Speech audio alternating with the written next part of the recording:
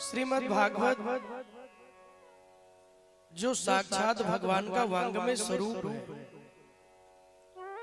श्रीमद् भागवता ख्योयम प्रत्यक्षा कृष्ण एवही। श्रीमद् भागवत कोई और नहीं, साक्षात भगवान का वांगमय स्वरूप है। स्वयं राधा रानी और श्याम सुंदर भागवत जी में विराजमान है। इसलिए भागवत कोई पोथी और कोई किताब नहीं है। भागवत कोई पोथी, कोई ग्रंथ, कोई किताब नहीं, ये स्वयं साक्षात भगवान है। श्री बांके बिहारी का दर्शन करना हो तो भागवत को प्रणाम कर लीजिए, तो भगवान को प्रणाम करने का फल मिल जाता है। जो जीव भागवत उठाकर अपने शीश पे धारण कर लेता है, उसके जीवन में भागवत नहीं, स्वयं भगवान ही विराजमान हो जाते हैं, स्वयं प्रभु उसके शीश हो जाते हैं। इसलिए भागवत बंधुओं बड़ी श्रेष्ठ है और हर किसी को नहीं मिलती है। बोले किनको मिलेगी? बोले कोटि जन्म समुत्थेन पुण्येनैव तु लभ्यते। नौकरी किसी किसी को मिलती है, वैसे नौकरी किसी किसी को मिलती है। वैसे दुनिया में भक्त तो सभी हैं, लेकिन जिसको भगवान विशेष रूप से अपना बनाना चाहते हैं, उसकी बाह पकड़कर और भागवत कथा में लेके आ जाते हैं। तो आप अगर प्रभु की कथा में पहुंच गए तो ये तो आपका परम भाग्य है, परम सौभाग्यशाली है। आप कहोगे ऐसा क्यों महाराज, हम भाग्यशाली ज्यादा हो गए? बोले देवता भी भगवान की कथा के लिए तरसते हैं। शुक्ला जी, देवताओं को कथा नहीं मिलती। आपको अगर स्वर्ग मिल गया, स्वर्ग में हर आनंद आपको मिलेगा, स्वर्ग में सब कुछ मिलेगा आपको, सब आनंद वहां पे है, लेकिन स्वर्ग में भगवान की कथा नहीं मिलती। इसलिए जी जब अपनी लीला को पूरी करके जाने लगे और जब पुष्पक विमान में भगवान ने सबको बिठाया और सबको लेके आया और सबको लेके जाए, तो सब लोग तो विमान में जाके बैठ गए, लेकिन जब हनुमान जी को कहा तो हनुमान जी विमान में नहीं बैठे। तो राम जी ने कहा कि भाई सब चल रहे हैं, आप भी चले। तो हनुमान जी ने भगवान से प्रार्थना की, बोले प्रभु हम चलेंगे, लेकिन एक बात बताइए, क्या आपकी कथा वहां मिलेगी? और ये सुनकर भगवान राम के नेत्रों में आंसू आ गए। भगवान ने कहा हनुमान जी तुम्हें वहां सब आनंद मिलेगा, लेकिन कथा तो केवल मृत्यु लोक में धरती पर मिलती है। मानव बनकर जाओगे तब भगवान की कथा मिलेगी। दुर्लभैव कथालोके सुराणामपि दुर्लभम्। दुर्लभैव कथालोके सुराणामपि दुर्लभम्। प्रभु कहते हैं कि भगवान केवल मानवों को मिलती है, इसलिए आप मानव बन के आए तो आप तो भाग्यशाली हैं, और फिर उसमें भी भगवान की कथा मिल गई तो आप परम भाग्यशाली हो। गुरुदेव भगवान कहते हैं कि भागवत प्रारंभ हुई भागवत के महात्म्य से। जहां भागवत के 10 अध्याय जो अन्य पुराणों से लिए गए, ध्यान से सुनिएगा। 5 अध्याय स्कंद पुराण से और 5 अध्याय 10 अध्याय भागवत की महिमा को गाते हैं। और उसी भागवत के महात्मा का जो पहला श्लोक है, जिसमें भगवान के स्वरूप का, भगवान के गुणों का, भगवान के रूपों का वर्णन किया गया। वो कौन है, क्या करते हैं, क्या रूप है और उनका कार्य क्या है। और यदि उनकी शरण में आएंगे तो मिले, यदि भगवत शरण में आ गए तो हमको प्राप्त क्या होगा, ये वर्णन किया गया।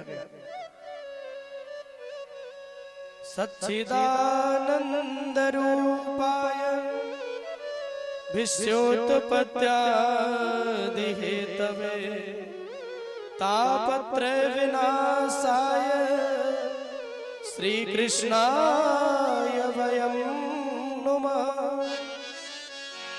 सच्चिदानंद रूपाय विश्योत्पत्त्यादि हेतवे तापत्रय विनाशाय श्री कृष्णाय वयं नमः।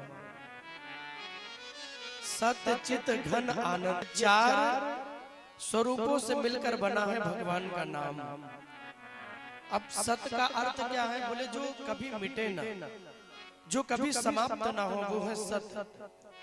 जो आज भी है, जो कल भी थे और जो कल भी रहेंगे, वो सत है। सत माने अखंड। और देखिए भगवान के अलावा तीनों कालों में रहने वाला और कोई नहीं। भाई हम और आप कल थे, आज है, लेकिन कल रहेंगे इसकी गारंटी नहीं है। तो जो तीनों कालों में विराजमान रहे वो सत माने अखंड, जो ध्रुव हो, जो संकल्पित हो। दूसरा है चित्त, हमारे हृदय में भगवान अपनी कृपा भाव से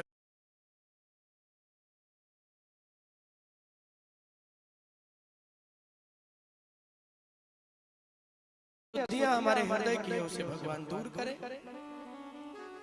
और फिर कहते हैं आनंद, जिनका नाम ही कोई राम कह दे, कोई श्याम कह दे, कोई नारायण कह दे, तो केवल भगवान का नाम लेने से जीवन के पाप कट के भस्म हो जाते हैं।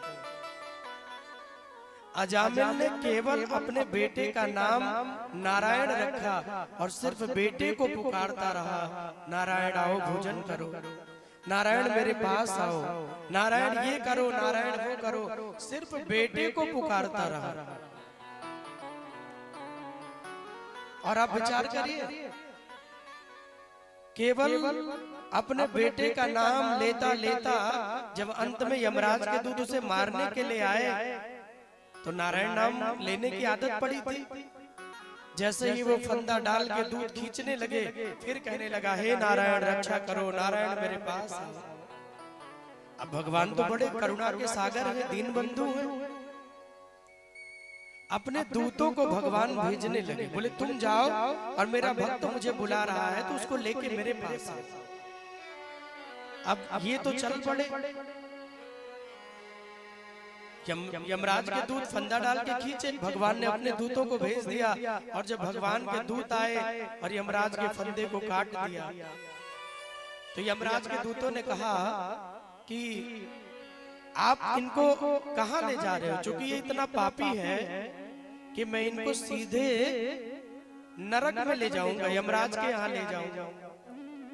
इनके बुरे कर्मों का वहां इनको दंड मिलेगा, हिसाब किताब बराबर करना पड़ेगा। तो भगवान के दूतों ने कहा भैया अब ये आपके यहाँ नहीं, अब ये भगवान के धाम जाएंगे। तो यमराज के दूतों ने कहा भाई इसने इतना पाप किया है तो भगवान के यहाँ कैसे जा सकता है? यम के दूतों ने कहा भले इसने कितना भी पाप किया हो, लेकिन अंत समय में इसकी वाणी ने मेरे प्रभु का नाम उच्चारण किया है, नारायण नारायण नारायण, तो उस नाम ने इनको मुक्त कर दिया। आप विचार करिए, एक बार जिसकी वाणी ने भगवान का नाम लिया तो जीवन के पाप कट गए और भगवान के धाम का अधिकारी बन गए। अब आप विचारिए, आप तो दिन रात हर रोज जब आपको मौका मिलता है नाम लेते रहते हैं, तो सोचिए हमारी सदगति क्या नहीं होगी? बोले नाम ही इस कलयुग में भवसागर से पार लगाने वाला है। केवल भगवान के नाम का सहारा, जिस प्रकार नौका में बैठा हुआ जीव नदी को पार कर जाता है, ऐसे भगवान का नाम लेता हुआ जीव इस भवसागर को पार कर जाता है। बोले बांके बिहारी लाल की जय। केवल नाम लेकर और भगवत धाम का अधिकारी बन जाता है। इसलिए बंधु, सत्य चित घन आनंद इति सच्चिदानंद, तो ये भगवान का नाम है सच्चिदानंद जिनको कहते हैं। किसी ने कहा कि प्रभु इनका काम क्या है, ये करते क्या है? तो कहा विश्योत्पत्त्यादि हेतवे, कहा कि दुनिया बनाते हैं, पालन करते हैं और फिर दुनिया का संहार भी कर देते हैं।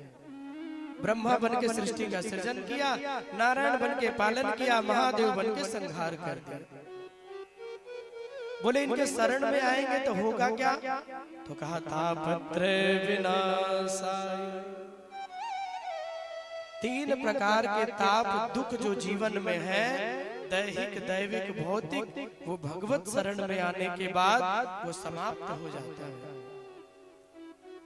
इसलिए व्यास जी ने प्रणाम किया है, और प्रणाम किया तो कृष्ण को बाद में प्रणाम किया, पहले श्री माँ ने राधा रानी को प्रणाम किया। आज भी कोई जब राधे श्याम कहता है तो पहले राधा जी का नाम लेता है, फिर भगवान का नाम लेता है।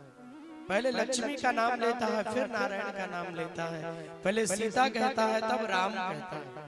सीता राम, राधे श्याम, उमापति, लक्ष्मी नारायण। सबसे पहले नारी शक्ति को प्रणाम किया। श्री माँ ने लक्ष्मी जी, श्री माँ ने राधा रानी। और देखिए भागवत में राधा जी का नाम सुखदेव जी ने लिया नहीं। नाम को नहीं लिया क्योंकि सुखदेव जी राधा जी को अपना गुरु मानते हैं, और गुरु का नाम अपनी वाणी से नहीं लेना चाहिए, ऐसा नियम है। पहला कारण। और दूसरा कारण, चूंकि सुखदेव जी राधा रानी से इतना प्रेम करते हैं, इतनी श्रद्धा करते हैं कि एक बार भी जब सुखदेव जी श्री राधा कह देते हैं तो उनकी समाधि लग जाती है। एक बार राधा कहते ही वो समाधि में चले जाते हैं, एक बार सिर्फ। इसलिए राधा नाम नहीं लिया, लेकिन जहाँ जहाँ श्री आया है वहाँ वहाँ राधा जी को प्रणाम किया गया।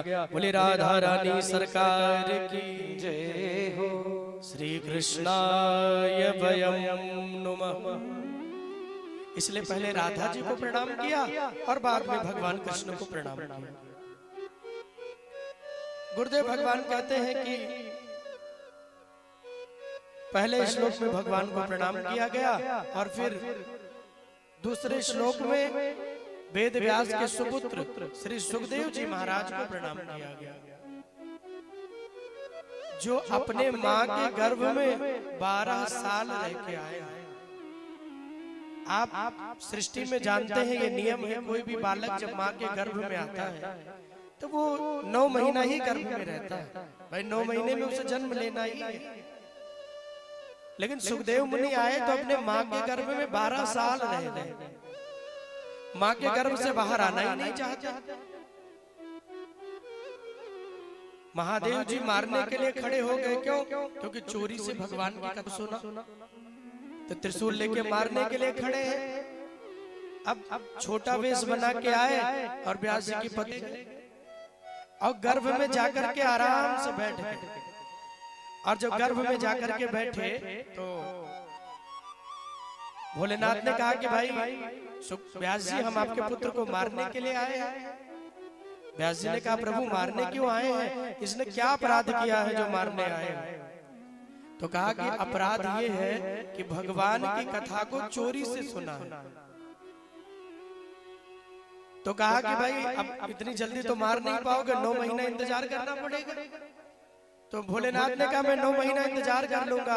तो सुखदेव मुनि माँ के गर्भ से बोले, प्रभु अगर आप 9 महीना यहाँ खड़े रहे तो मैं 9 साल तक माँ के गर्भ में बैठा रहूंगा, लेकिन बाहर नहीं आऊंगा। तो 12 वर्षों तक इंतजार किया, और फिर भोलेनाथ आशीर्वाद दे करके गए, और तब सुखदेव जी महाराज का प्रागट्य हुआ। बोले सुखदेव जी महाराज की जय हो। तब माँ के वर्षों के बाद इनका आगमन हुआ।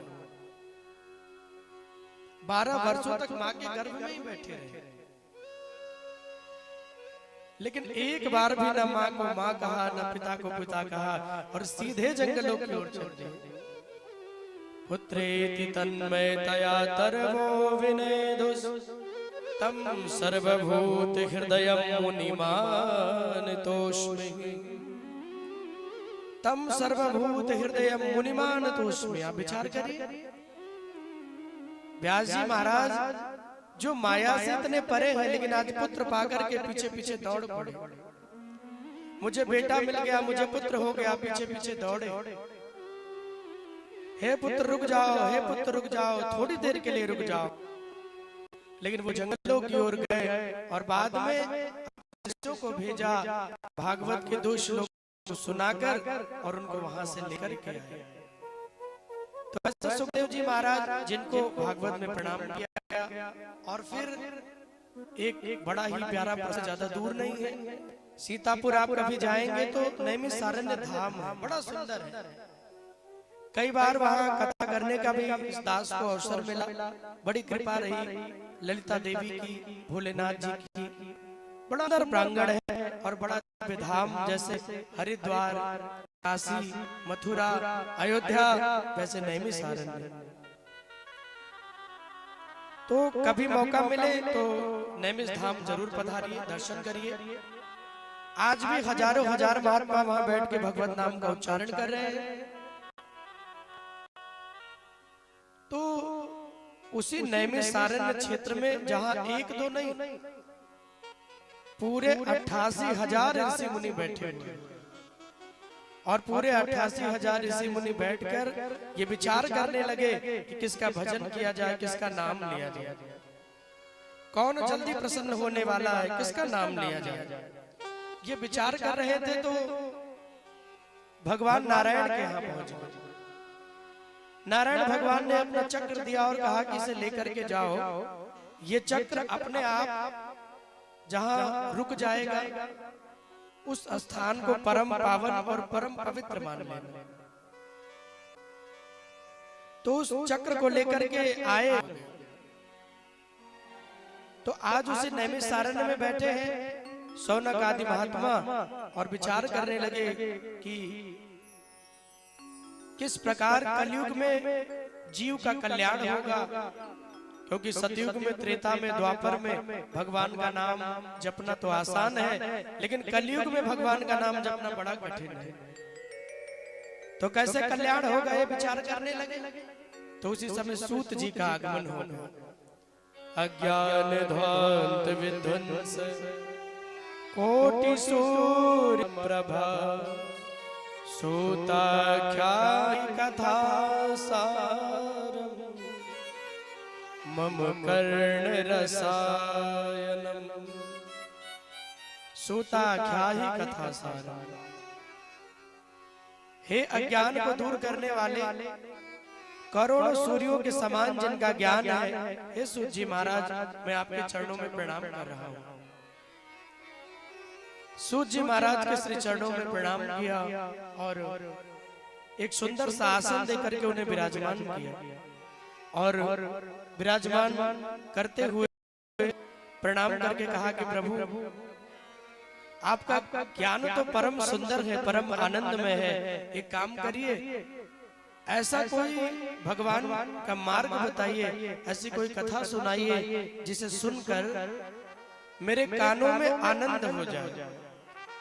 मम कर्ण रसायनम, भगवान की ऐसी कथा सुनाइए जिसे सुन के मुझे आनंद प्राप्त हो जाए।